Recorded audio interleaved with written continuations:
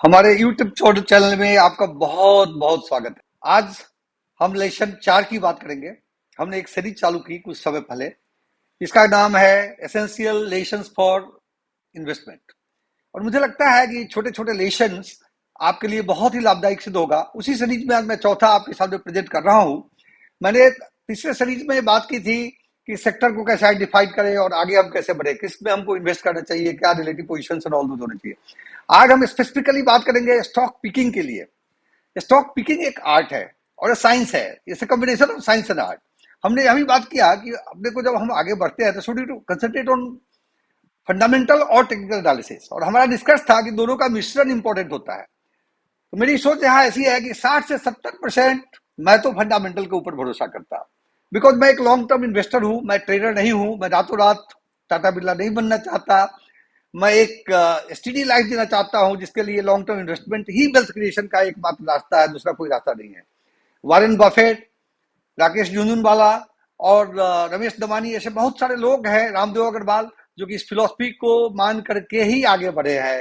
वो ट्रेडिंग में उनका इंटरेस्ट नहीं रहा है। इसलिए दोस्तों, इसमें अपना ध्यान देना बहुत जरूरी है। तो आगे बढ़ने से पहले मैं आपसे एक गुजारिश करूंगा कि स्टॉक मार्केट बड़ा ही इंटरेस्टिंग मार्केट है। इसमें हर दिन कुछ नया नया सीखने को मिलता है और इसलिए अपने को क्या चाहिए कि इसके प्रति अगर थोड़ा सा ज्ञान हो ना तो बहुत अच्छा हो जाएगा। आपके लिए मैं एक लाया हूं कोर्स पैक, जो कि drvishram.graphy.com पर है। उसमें एक फ्री कोर्स है और 5 कोर्स का पैक है, जो कि बहुत सस्ते मूल्य पर, जब आप कंपेयर करेंगे फाइनेंस कोर्सेज से, बहुत सस्ते मूल्य पर आपके लिए लाया हूं। बिकॉज बिल्कुल फ्री करना भी सही नहीं होता है, फिर लोगों को इंटरेस्ट नहीं आता। आप उसे जरूर पढ़िए। 14-15 घंटा समय अगर आप लगाएंगे तो मैं आपको गारंटी देता हूं कि आपको इंटरेस्ट एक फंडामेंटल और एक बैकअप नॉलेज के साथ डेवलप होगा, जो कि लॉन्ग टर्म के लिए आपके लिए काफी अच्छा होगा। चलिए हम आगे बढ़ते हैं। हमने कहा कि 60 से 70% हम फंडामेंटल पे भरोसा करते हैं। फंडामेंटल का जो सबसे पहला पॉइंट है कि जब हम स्टॉक पिक करते हैं तो क्या होना चाहिए। तो हम इंडस्ट्री से चालू करते हैं। इंडस्ट्री का सिनारियो अच्छा होना चाहिए। जैसे आज के दिन अगर कोई स्टॉक सेक्टर पिक करना हो तो ऑब्वियसली अगर आप कोई community sector like steel cement लेंगे तो उसमें साइक्लिक है, आते रहते जाते रहते हैं, लेकिन उतना मजा नहीं आता। आज का जो सेक्टर है जो कि लंबे अरसे के लिए इमर्जिंग इंडिया के लिए, या इंडिया जब विश्वगुरु होने की तैयारी में है तो उसके लिए जो अच्छा दिखता है, और कई सालों से अभी हम करीब 4 ट्रिलियन की इकोनॉमी पर खड़े हैं और 4 से 10 ट्रिलियन तक जाने के लिए या उससे बड़ा होने के लिए हमें उस सेक्टर का सहारा लेना पड़ेगा जो काफी स्ट्रांग दिखे। उसमें हमें फाइनेंशियल सर्विसेज बढ़िया दिखता है। खास करके फाइनेंशियल सर्विसेज में वैसे सेक्टर, वेल्थ मैनेजमेंट हो, एडवाइजरी सर्विसेज हो, या ब्रोकरेज हो, सीडीएल ऐसी कंपनी हो। सीडीएल ऐसी कंपनी आज के दिन है नहीं, या बीएससी ऐसी कंपनी हो, एनएससी जैसे है। एनएससी का भी लिस्टिंग नहीं हुआ है, अनलिस्टेड बाजार से उसके शेयर अवेलेबल है। मैं उसका प्रोपोनेंट नहीं हूं, हालांकि आपको प्रपोज नहीं करता, हालांकि मेरा उसमें इन्वेस्टमेंट है और फ्यूचर के लिए मुझे काफी अच्छा यह सेक्टर दिखता है। तो उस तरह का फर्स्ट चीज हो गया सेक्टर। सेकंड चीज हो गया कि उस कंपनी का सेल्स और मार्जिन के ऊपर अपने को ध्यान देना बहुत जरूरी है। सेल्स का मतलब कि क्वार्टर ऑन क्वार्टर सेल्स देखते हैं तो कम से कम 20-25%, 25% प्लस का quarter on quarter sales growth होनी चाहिए। जैसे एक साल पहले Q3 का जो सेल्स था, आज अगर वो 25% से ज्यादा है तो यह इस क्राइटेरिया में क्वालिफाई करता है। देखिए कितना कंसिस्टेंट है। 3 साल का सेल्स देखिए, 12 महीने का जो स्क्रीनर में जो सेल्स दिखता है, क्या हुआ, दोगुना हो रहा है। अगर कोई दोगुना हो रहा है तो एक अच्छा कैंडिडेट है, अच्छा सेक्टर है। तो हो गया दूसरा।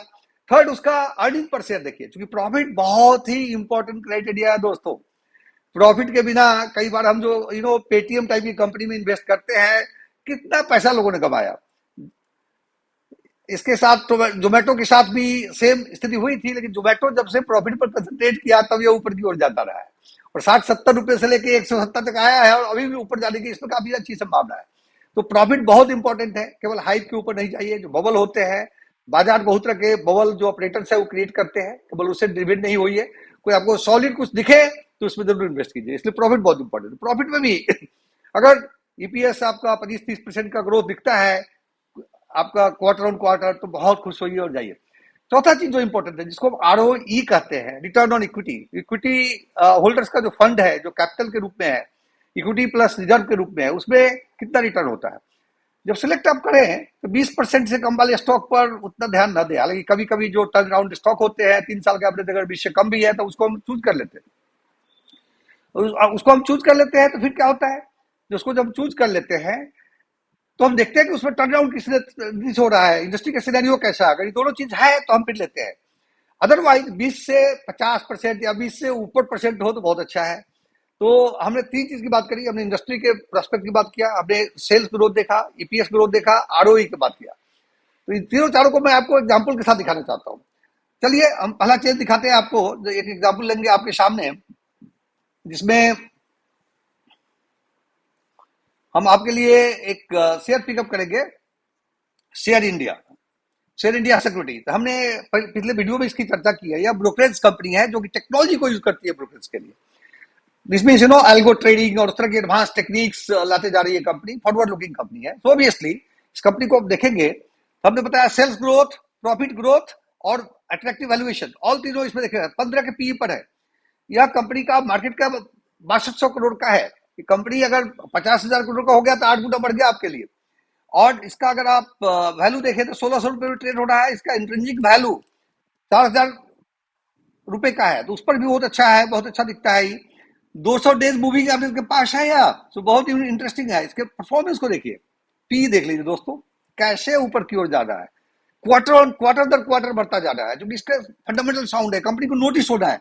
और यह 200 डेज मूविंग एवरेज का जो पी है, जो एवरेज 13.4 का है, उससे लोअर स्कोर में या। चलिए थोड़ा और आगे बढ़ते हैं, इसके क्वार्टरली रिजल्ट को आप देखिए एक बार। देखिए 2-3 साल पहले 98 करोड़ का क्वार्टर का इसका रेवेन्यू था, अभी यह 374 करोड़, मतलब कितना हो गया, 3.8 के आसपास, 380% या 3 साल में बढ़ा है रेवेन्यू। और उसी अंतराल में प्रॉफिट बढ़ा है 22 करोड़ से, प्रॉफिट बिफोर टैक्स 7 गुना प्रॉफिट बढ़ा है। तो इसके जब नंबर्स को आप देखेंगे तो जितना क्राइटेरिया हमने की बात की, सब में बड़ा ही इंटरेस्टिंग मोड दिखता है। फिर हमने कहा कि अगर कोई टर्न अराउंड केस है तो उसको आप दूसरे क्राइटेरिया पर भी ध्यान दे सकते हैं। जैसे हमने बोला कि उसका इंडस्ट्री का बहुत सनराइज इंडस्ट्री से है, तो अगर इंडिया को 10 ट्रिलियन या उससे बड़ा इकोनॉमी होना है तो शेयर इंडिया को भी आगे बढ़ना पड़ेगा।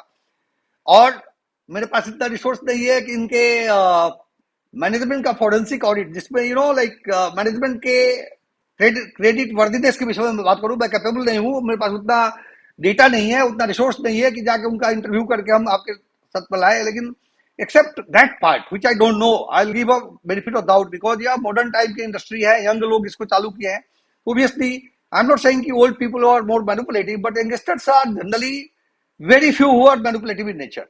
So from that perspective, this appears very interesting to me. Second company जो मैं आपको दिखाना चाहता हूँ, इंडियन होटल, इसको भी मैं अपने वीडियो में कवर कर चुका हूँ पास्ट में। यह टाटा का कंपनी है, सो क्रेडिट वर्दीनेस में तो कोई जवाब ही नहीं है। इसके 68 पी है, तो ऑब्वियसली इसके वैल्यूएशन थोड़े, इसके जो नंबर्स मैंने बताया वो उतना अच्छा नहीं दिखेगा, आरओई एंड ऑल दो। सेल्स ग्रोथ 3 साल का 9% है, प्रॉफिट ग्रोथ काफी अच्छा है, इसके एक्सपेंशन बहुत तेजी से हो रहा है। इस कंपनी को अगर मैं आपको यह दिखाना चाहता हूँ कि कहाँ इस कंपनी को हम रिकमेंड करते हैं। देखिए इसके इस नंबर को, क्वार्टरली नंबर को अगर देखें तो यह कोविड से पहले प्रॉफिट से स्ट्रगल कर रहा था, उसके बाद कोविड ने इसको मार डाला, बट यहाँ ही करीब करीब अगस्त 21 के बाद धीरे धीरे इसका कॉस्ट कंट्रोल और टर्न अराउंड होता गया, और अभी तो देखिए इसके ऊपर भी हो जा रहा है। तो ऑब्वियसली यह बहुत ही क्लियर कट केस है। और इस इंडस्ट्री सिनेरियो का देखें तो टूरिज्म को आप अपने देख लीजिए, स्पिरिचुअल टूरिज्म इंडिया में काफी स्ट्रांग हो रहा है। अयोध्या ऐसा सेंटर को गवर्नमेंट की ओर से वैटिकन सिटी टाइप का दृश्य बनाने का कोशिश हो रहा है, और उस दृष्टिकोण से ये काफी अच्छा दिखता है।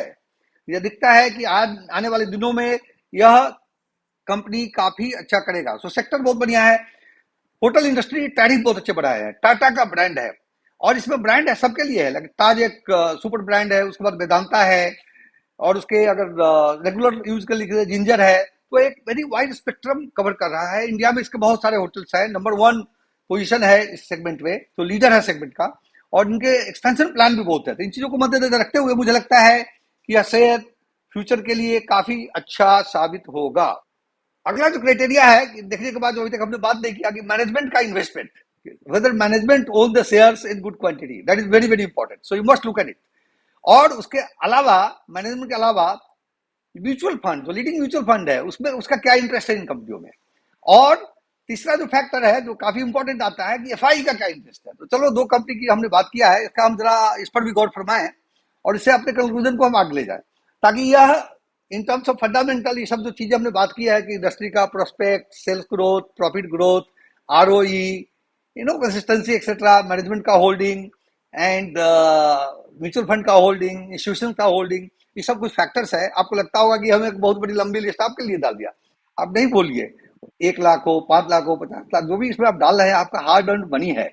और आप अपने मनी के विषय में जितना केयर करेंगे उतना दूसरा कोई केयर नहीं कर सकता। इसलिए अगर थोड़ा टाइम देना हो तो मुझे लगता है कि आपको टाइम देना चाहिए, और तभी आप अपने इन्वेस्टमेंट को चमका पाएंगे। तो हम जरा देखते हैं इनके दूसरे क्राइटेरिया को।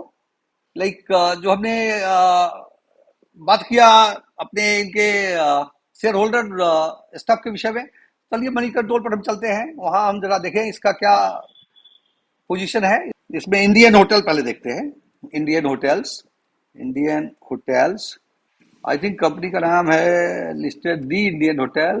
Late us see whether internet is slow or it is not recording।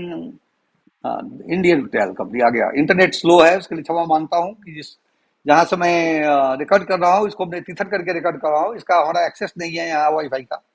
हमारे घर में दूसरी ओर वाईफाई है, उसके चलते। और इसको इस कंपनी के अगर आप इसके डायरेक्ट मैं आपको ले चलता हूँ शेयर होल्डिंग पैटर्न के ऊपर में। देखिए इसका 600 का दिखाता है, इसका मतलब जो 600 के आसपास का टारगेट बताता है जो प्रेडिक्शन। और काफी लोग मतलब 55-70% ब्रोकरेज हाउस मानते हैं कि इसमें काफी अपसाइड है, लेकिन हम तो लॉन्ग टर्म के हिसाब से इसको दिखा रहे हैं। और उसे देखिए, big shark investor HDFC group, axis group और राकेश झुनझुनवाला, इस सब का इसमें इन्वेस्टमेंट है। ये करीब करीब काफी अच्छा है। और उसी तरह से अगर एफ आई डीआईज का इन्वेस्टमेंट देखेंगे तो उनके भी होंगे। आई एम वेरी श्योर कि म्यूचुअल फंड के भी आपको इसमें इंटरेस्ट दिखेगा। शेयर होल्डिंग पैटर्न कहाँ गया भाई? जो फोरम है जहां की लोग बात करते हैं, आपस में लोग बात करते हैं, 100% लोग बाई की बात करते हैं क्योंकि ये अच्छा स्टॉक है, थोड़ा रिएक्ट भी हुआ है अपने हाई से और अपवर्ड ट्रेंडिंग है। या रिलेटिव रूप में देखें तो स्टॉक काफी अच्छा मूवमेंट इसका हो रहा है। इनकम स्टेटमेंट रेशियो देखिए इसके जो जैसा कि बताया ये बढ़ता ही जा रहा है। ईपीएस इसके नीचे मुझे लगता है। शेयर होल्डिंग पैटर्न देखिए, प्रमोटर का देखिए 38% का जो कंसिस्टेंट है। टाटा ग्रुप में उनके पैटर्न बहुत ज्यादा नहीं होते।